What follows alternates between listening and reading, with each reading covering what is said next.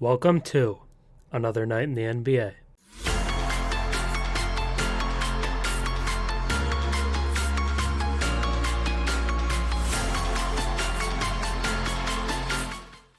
This is your 10-minute recap of the last night of NBA hoops, and this is a relatively small group of games as there were only 3 games on the docket tonight.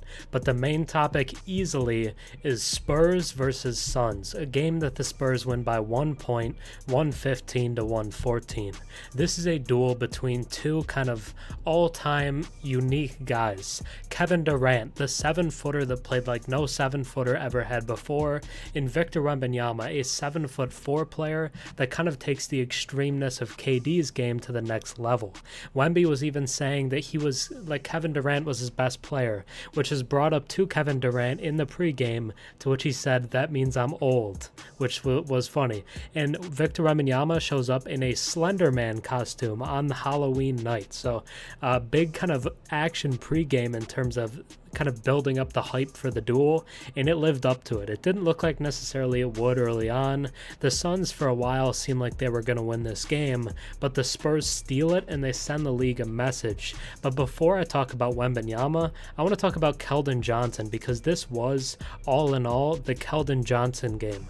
Not only did he hit the game winner, a shot that he got after he ripped the ball out of Kevin Durant's hands, ripped the game literally out of Kevin Durant's clutches and out of the Suns' clutches to give the Spurs the victory, but he finishes with 27 points, which I believe led the entire game in scoring. Yes, it did. Keldon Johnson scored more than Kevin Durant, more than his teammates, and more than anyone on the Suns.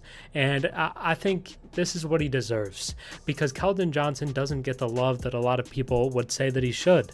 Even on the broadcast, Reggie Miller is talking about it, and he's hyping up Devin Vassell as the team's best scorer. He's hyping up Devin Vassell and Victor as the two obvious best players on the Spurs team. When you talk about the best players on the Spurs, you have to mention Keldon Johnson.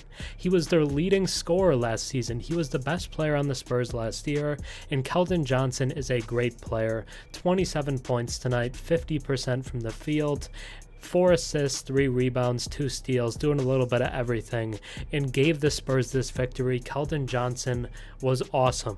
But let's move off of Keldon, and now we can talk about Victor Wembanyama. I just wanted to make sure we gave Keldon some love first, because boy, did he deserve it. But moving on to Victor, who down the stretch wasn't really playing for a while. Coach Pop had pulled him, and there was a shorter lineup that was working successfully. He's keeping Victor out of the game, but he does put him back in with about 2.5 to go, maybe 3 or 3.5. It was around that mark. There was a timeout. He puts him back in after the timeout, and it was huge because he was a big reason why they won this game. And 18 points for Wemby, also shot 50% from the field, 8 rebounds and 4 blocks, one on Grayson Allen that was just hilarious because Grayson thought he had an open 3 and it was demolished. It wasn't even close to getting off. It wasn't like tipped on the fingertips. This was full hand, almost wrist blocking this shot from Grayson Allen. Victor Wembanyama did it. But let's talk about the back and forth between him and Kevin Durant a little bit, because early on in this game, Kevin Durant hits this turnaround in Wemby's face. Wemby's turned around backwards trying to block the shot. It's a great photo. I'll try to get it up here in the video if I find it. But hits that over Wemby. Kind of feels like a welcome to the NBA moment in telling you that, yes, you might be my successor in the way that I play at this kind of skill for a guy this height, but you haven't passed me yet, and I'm still here. Then we go a little later on. Victor Wembanyama goes past Kevin Durant, drives, throws down a vicious left-handed dunk that went kind of viral on Twitter. Then not too long after that, Kevin Durant dunks on Victor Wembanyama. Yes, it was kind of around him, but I'm going to call it on him. He dunked on him, great play. And then down the stretch of this game, KD's hitting shots, but Wemby was huge because down the stretch, he's back in the game. He had been out. He hits this jumper to keep it a close game, to keep it 3, I believe. Then it goes back to 5, I think. Yeah, it goes back to 5.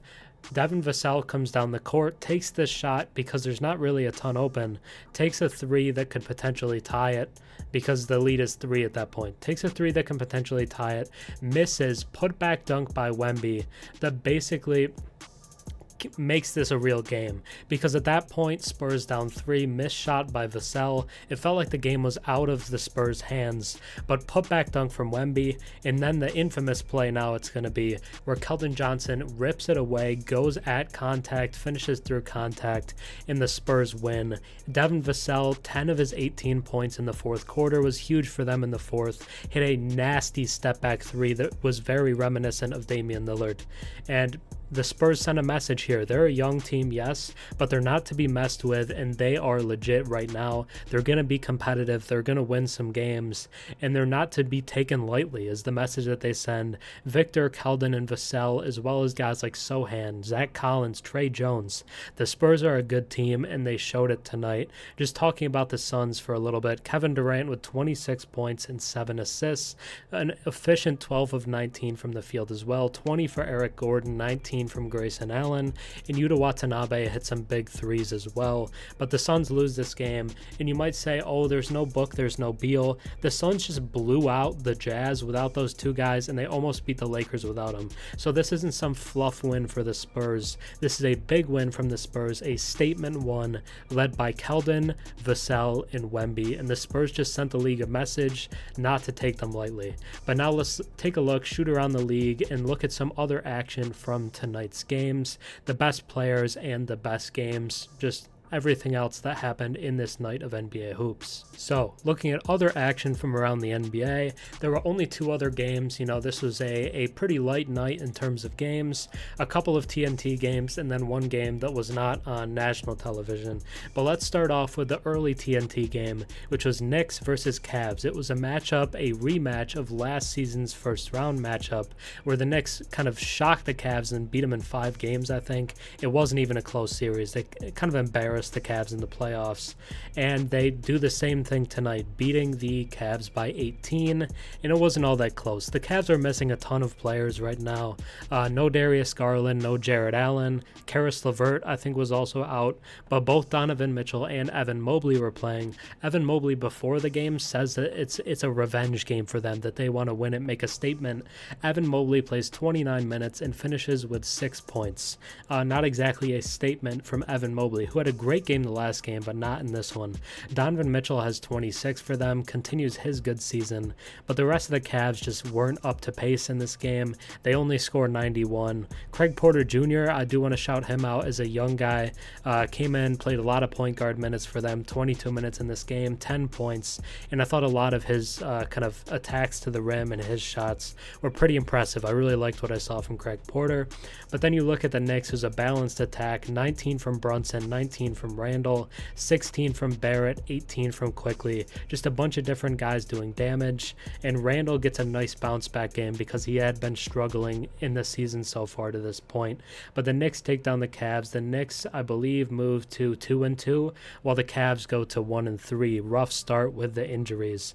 And then the second game, the late game, that wasn't the main topic, because again, only 3 games, was Magic versus Clippers. A 10:30 start, was kind of almost like the prime time outside of, the TNT game was going on, but a lot of people were kind of interested in this Magic versus Clippers game because the Magic had been good to start the season, went 2-0, almost beat the Lakers, so they were 2-1 after last night. Second night of a back-to-back, the Clippers had just traded for James Harden, but he's not playing yet, so people thought the Magic might be able to come in and shock the Clippers, win this game, and early on it looked like it, because the Clippers only score 13 points in the first quarter. It looks like a defensive masterclass from Orlando, which shouldn't be shocking. Coming into this game, the Magic were number 1 in the league in defensive rating, with a defensive rating of 99, which would be historic. But the Clippers come in after that awful first quarter, put up 118 points in the game, put up 41 in the third quarter, which is really where they blew this thing open, and just kind of handle the Magic, who had looked good to this point. But for the Clippers, led by Paul George, who struggled early on in this game, but ends up with 27 points, 6 of 9 from 3, 7 rebounds, and 7 assists, 18 from Russell Westbrook, 17 from Bones Highland. It's a bad Kawhi Leonard game, only 3 of 11 from the field. Not what you want to see, but Norman Powell was 17.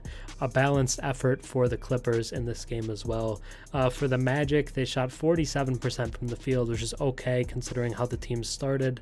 They get 14 from Franz, 15 from Paolo, but just couldn't keep up with the Clippers offensively, and that's the bigger problem for the Magic, is they're not quite the same offensive level as some of these other teams they're playing. Their defense is going to continue to be good, but the Clippers winning this game handily is a good sign with adding Harden and PJ Tucker that they're going to get even crazier.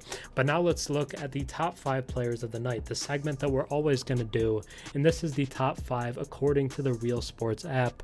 Hey, someone tell them to sponsor me, but we're just going to get into it. So the top 5 of the night, we have Kevin Durant at number 1 with 26 points, 7 assists, and 2 rebounds. Paul George comes in at 2 with 27 points, 7 rebounds, and 6 made threes. Keldon Johnson at 3 with 27 points, 4 assists, 3 rebounds, and a game winner. Donovan Mitchell at 4 with 26 points, 3 rebounds, and 3 assists. And then finally, we have Eric Gordon at number 5 with 20 points and 6 assists. But that's going to do it for this night in the NBA, another night in the NBA.